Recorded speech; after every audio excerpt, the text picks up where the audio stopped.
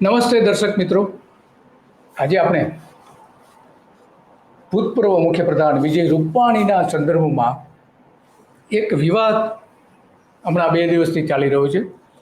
વિવાદ એવો છે કે વિજય રૂપાણી મુખ્યપ્રધાન હતા, ભારતીય જનતા પાર્ટીના મહત્વના નેતા હતા, પંજાબનો હવાલો એમની પાસે હતો, ગુજરાતના પ્રદેશ પ્રમુખ રહી ચૂકેલા હતા, મુખ્યપ્રધાન રહી ચૂકેલા હતા, મહામંત્રી રહી ચૂકેલા, અનેક હોદ્દાઓ ઉપર એ હતા અને ભાજપને મજબૂત કરવામાં એનો સૌથી વધારે મહત્વનો ફાળો હતો અમુક પીરિયડ પૂરતો, તો આપણે એવું કહી શકીએ. પરંતુ એમની જે અંતિમ યાત્રા નીકળી હતી એ અંતિમ યાત્રા અને શ્રદ્ધાંજલિના કાર્યક્રમોને જે હતી એમાં ખાસ કરીને શ્રદ્ધાંજલિના કાર્યક્રમો તેમાં જે ખર્ચ છે એ પ્રદેશ નેતાઓએ આગેવાનોએ અગાઉ જે ઉઠાવ્યો હતો, પરંતુ એના જે રાજકોટમાં નીકળેલી અંતિમ યાત્રા અને બેસણાના કાર્યક્રમ થયેલા ખર્ચના બિલ, જ્યારે લગભગ 20 લાખ રૂપિયા, 20 થી 25 લાખ રૂપિયાનું બિલ હતું, એના જે કોન્ટ્રાક્ટરો હતા, આ બધું જે કામ આપવામાં આવેલું હતું એ ભાજપની ઓફિસે ગયા અને એમણે એવું કહ્યું કે ભાઈ આ ખર્ચ જે સ્વર્ગસ્થ રૂપાણીને માટે કરવામાં આવ્યો છે, તમે એ પૈસા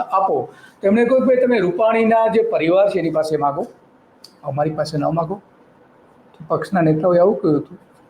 આપણે જાણીએ છીએ કે જૂથવાદ મોટા પ્રમાણમાં ચાલે છે. રાજકોટ ભાજપ કાર્યાલયમાં પણ મોટા પ્રમાણમાં જૂથવાદ ચાલે છે, પ્રદેશ કક્ષાએ પણ જૂથવાદ ચાલે છે અને સતત એમને અલગ કરી દેવાયા હોય રૂપાણીને હમણાં ઘણા સમયથી. તો અને અંતિમ યાત્રા જે હતી ત્યારે વડાપ્રધાન પણ નહોતા આવ્યા, વડાપ્રધાન નરેન્દ્ર મોદી નહોતા આવ્યા. એની પહેલાં જ્યારે અમદાવાદની મુલાકાત આવ્યા હતા ત્યારે એમના ઘરે જઈ આવ્યા હતા.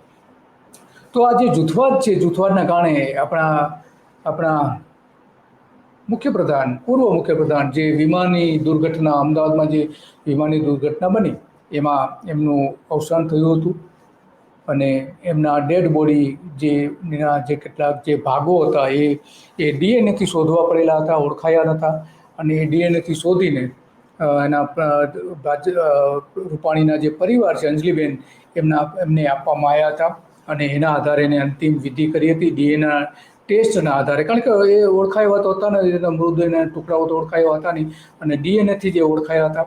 અને એટલા માટે આ જે પરિવારને જે ત્યારે આઘાત લાગ્યો હતો કે પક્ષ માટે જે આટલું કામ કરનાર વ્યક્તિને પૈસા ચૂકવવાનો પણ પક્ષને ઇનકાર કરે એ સૌથી ગંભીર બાબત છે.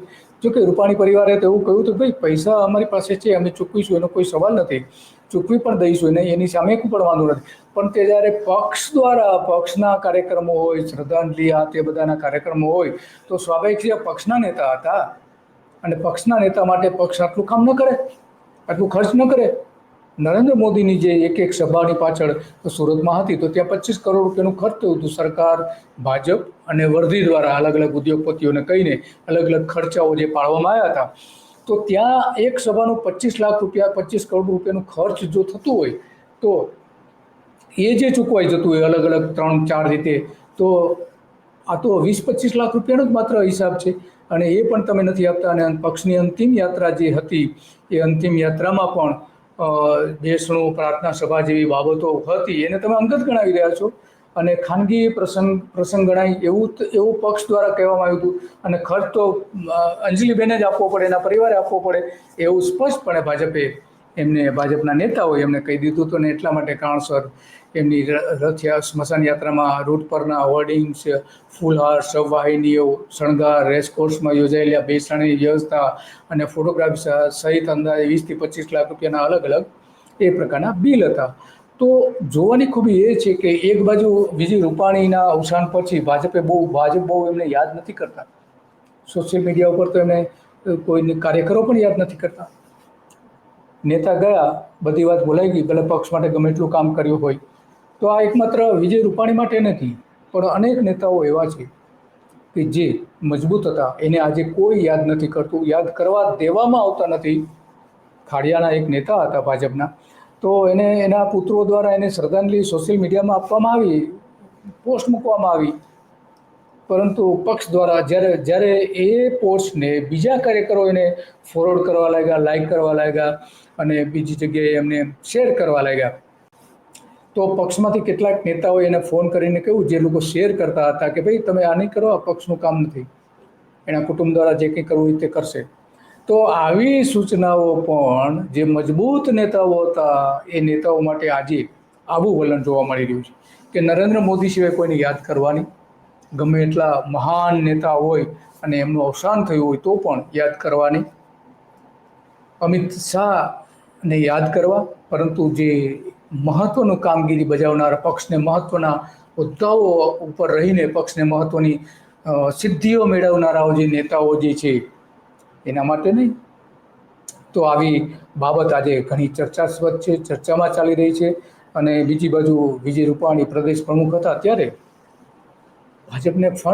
ભાજપના ખર્ચાઓ જે થતા હતા એ ફંડ લાવવામાં બહુ મહત્વની એમનો ભૂમિકા હતી. એ મહામંત્રી હતા ત્યારે ભાજપ માટે ફંડ લાવતા હતા. પરંતુ જ્યારે વિજય રૂપાણી સામે આક્ષેપો કરવામાં આવ્યા હતા અગાઉ જ્યારે 500 કરોડના ભ્રષ્ટાચારથી લઈને બીજા ઘણા બધા આરોપો મૂકવામાં આવ્યા હતા, ત્યારે પક્ષ એમની સાથે ઊભો નહોતો રહ્યો. CR પાટીલ એમની સાથે ઊભા નહોતા રહ્યા. જ્યારે આરોપો મૂકવામાં પક્ષ ઊભું રહેવું જોઈએ ત્યારે નહોતા ઊભા રહ્યા. તો આ જે મૂળ જૂથવાદ જે આપણે જોવા મળે છે એ ચંદ્રકાંત પાટીલ અને વિજય રૂપાણી વચ્ચેનો જૂથવાદ પહેલાંથી હતો. જ્યારે મુખ્યપ્રધાન હતા અને પ્રદેશ પ્રમુખ તરીકે પાટીલ હતા ત્યારે બંને વચ્ચે અણબણાવ વારંવાર જાહેરમાં બનતા હતા અને ઘણી વખત ખાનગીમાં તો બંને વચ્ચે સારા સંબંધો પણ નહોતા. એવા પક્ષના કાર્યકરો ઘણી વખત કર્યા હતા. તો એ જે જૂથવાદ છે એ એક પ્રકારની નફરતની લાગણી જે CR પાટીલમાં જોવા મળે છે એ અહીંયા જોવા મળે છે. વિજય રૂપાણીના અંતિમ સંસ્કારમાં એ પણ આવી વેદનાઓના સમયમાં આ પાટીલ ભૂલવા તૈયાર નથી. ખરેખર પાટીલે સામેથી કહી દેવું જોઈએ કે ભાઈ પક્ષના નેતા હતા, પક્ષ પ્રમુખ હતા, એનું તમામ ખર્ચ જે છે બેસણાથી લઈને અંતિમ યાત્રા સુધીનું જે કંઈ ખર્ચ છે એ પાર્ટી ભોગવશે. પાર્ટી પાસે પૈસા, આખી વિશ્વની સૌથી સમૃદ્ધ પક્ષ છે ભારતીય જનતા પાર્ટી, સૌથી સમૃદ્ધ. વિશ્વની તમામ જેટલી પોલિટિકલ પાર્ટી છે એમાં સૌથી વધારે સમૃદ્ધ ભારતીય જનતા પાર્ટી છે, સૌથી વધારે કાર્યકરો ધરાવતી ભારતીય જનતા પાર્ટી છે. એના એક કાર્યકર કે જે વિદેશથી આવીને રાજકોટમાં રહ્યા હતા અને ત્યાં ભાજપને મજબૂત કર્યો હતો. રાજકોટ પછી સૌરાષ્ટ્ર આખામાં અને પછી ગુજરાતમાં પણ એનો મહત્વનો ભાગ રહ્યો હતો. એવા નેતાને આજ જે પક્ષના હોદ્દેદારો છે એ ભૂલી જાય છે, ખાસ કરીને પ્રદેશ પ્રમુખ CR પાટીલ. અને એટલા માટે આજે આ વિવાદનો મુદ્દો છે અને વિવાદનો મુદ્દો એટલા માટે મહત્વનો બની જાય છે કે જ્યારે પક્ષની જરૂર હતી ત્યારે તમામ પ્રકારનું એને પાછળનો ખર્ચ કરવામાં આવતું હતું, પરંતુ જ્યારે એનું અસ્તિત્વ મટી ગયું પછી એની પાછળનો કોઈ જ ખર્ચ કરવામાં આવતું નથી. આવા ભાજપના ઘણા બધા નેતાઓ સાથે આ જ પ્રકારના વર્તન કરવામાં આવ્યા છે. તો આ ખરેખર અત્યંત ગંભીર બાબત છે. નરેન્દ્ર મોદીએ પોતે આમાં દરમિયાનગીરી કરવી જોઈએ અને એને કહેવું જોઈએ કે આપણે પક્ષને મજબૂત કરવામાં વિજય રૂપાણીનો સૌથી મહત્વનો રોલ રહ્યો છે. તો તમે એની જે અંતિમ યાત્રાઓ અને બીજા જે ખર્ચાઓ થયા છે એ ખર્ચી ખાતર પક્ષ દ્વારા ચૂકવવામાં આવે. વિજય રૂપાણીના કુટુંબને કોઈ એટલું આર્થિક પરવડે એમ નથી, એવું નથી. એ ખર્ચ આપી શકે એમ છે, બિલ આપી શકે એમ છે, પણ સવાલ સિદ્ધાંતનો છે કે તમારા પક્ષના નેતા જ્યારે આ પ્રકારે અંતિમ સંસ્કારની વિધિ વખતે ભલે રાષ્ટ્રીય નેતાઓ ઘણા બધા હાજર નહોતા, પરંતુ જ્યારે એનું બેસણું થાય, એની બીજી અલગ પ્રકારની જે શ્રદ્ધાંજલિઓ આપવામાં આવે ત્યારે કમસે કમ એનું જે ખર્ચ જે આપવો જોઈએ. ભલે તમે અત્યારે વિધાનસભા જે છેલ્લે મળી ત્યારે વિજય રૂપાણીની તસવીરનું અનાવરણ વિધાનસભામાં કરવામાં આવ્યું, જે બીજા મુખ્યપ્રધાનોનું અગાઉ કરવામાં આવતું હતું એ રીતે આમાં પણ કરવામાં આવ્યું અને એની તસવીર પણ મૂકી અને વિધાનસભામાં શ્રદ્ધાંજલિ પણ આપી.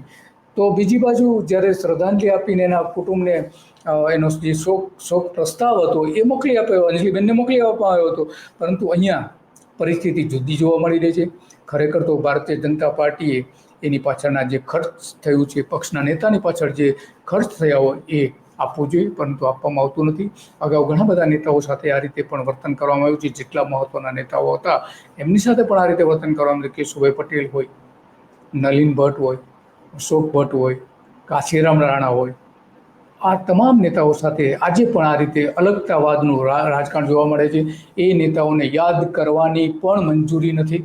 સોશિયલ મીડિયામાં કોઈ એના વિશેની પોસ્ટ ન મૂકી શકે. આવી શર્મોત્યારશાહી અત્યારે ભારતીય જનતા પાર્ટીના એના જ નેતાઓ માટે જોવા મળી રહી છે. કારણ કે જો એ બધાને યાદ કરીને બધા એની તરફ લાગણી વ્યક્ત કરે તો બીજા કેટલાક જે નેતાઓ જે છે, ભાજપના જે કેટલાક નેતાઓ છે, એ નેતાઓને એવું લાગે કે એમનાથી પેલા મહાન દેખાઈ રહ્યા છે. એ ન થવું જોઈએ.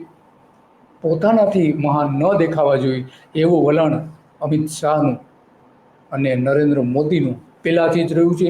આમાં છેલ્લું આ ઘટના છે વિજય રૂપાણીની, તો આ અત્યંત ગંભીર બાબત છે અને એટલા માટે આજે આની ચર્ચા ચારે બાજુ થઈ રહી છે.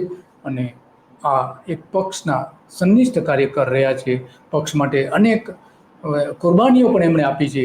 એમના માટે પક્ષના કાર્યકરથી જ કાર્યક્રમમાંથી જ પરત આવી રહ્યા હતા પંજાબથી, અને અહીંથી વિમાન બદલીને જે વિદેશ જવાના હતા એના કુટુંબ સાથે, એટલા માટે ફ્લાઇટમાં બેઠા હતા, લંડનની ફ્લાઇટમાં, અને એમનું અવસાન થયું હતું. પક્ષના કાર્યક્રમમાંથી સીધા જ એના કુટુંબ પાસે જઈ રહ્યા હતા. હવે આવા મહત્વના કાર્યકર સાથે જો વર્તન થતું હોય તો સામાન્ય કાર્યકરો સાથે કેવું ખરાબ વર્તન આજે પણ થતું હશે એની આપણે કલ્પના કરી શકીએ છીએ. બસ આજે આટલું જ, અને આવી બાબતો ઉપર આપણે ચર્ચા કરતા રહીશું. નમસ્તે.